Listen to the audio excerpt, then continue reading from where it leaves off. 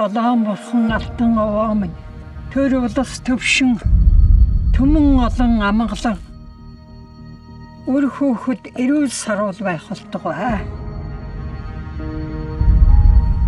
Хатан ээж чи уламжлалт ордоод байна. Дартхан ч яах вэ дээ?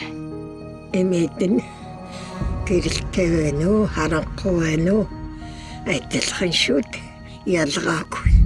Гол нь тэр хөгшнийг гээд хүрлээ тэндээс огт хөдөлж өгөхгүй юм аа. Ямар сайндал охиныгоо сургуулаас нь гаргаж хажуу таах байт. Тийм. Хүн хүний тавилан заяа амдаа шүү дээ. Яг гэж ингэж тэмдэж. Энэ хүрлээд ээжтэйгээ ахуулсан зураг ерөөсөө байдгүй юм биш үү? Нөгөө нэг хоёр их чинь хуваагаад аваа явчихгүй юу? Энд чи одоо хүний дурсамжийг хүртэл аваа явчихдаг хэрэггүй. Инээ та дээр өвөгийн тухай ярьж өгнө гэж хагаад болсон доо. Эмээн ч одоо өөрөө ч ихнээс нь мартаж явах шиг байна. Хоёр биенээс минь дахиж нойтон сормостой өр мэдлэх боломжгүй гэдгийг одоо ч юм хүлээн зөвшөөрөх ёстой.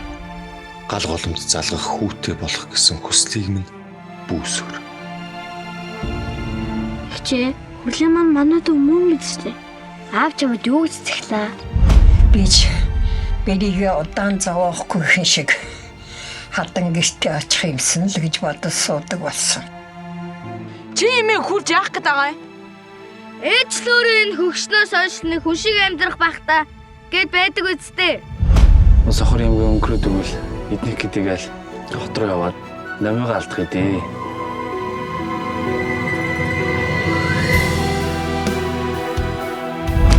Би чамайг ийм тэнэг мал гэж бодсонгүй. Гэртээ хариу ээжич. Жамтай би тооцоолтой. Минийд ч өнгөрсөндөө байвал ч зүгээр ч юм уу дөө. Ээжтэй хүн сайхан байт юм байна миний. Хатан ээж уран сайхны киног Innovation Didish Look TV-ийн видео сангаас хүлээн авч үзээрэй.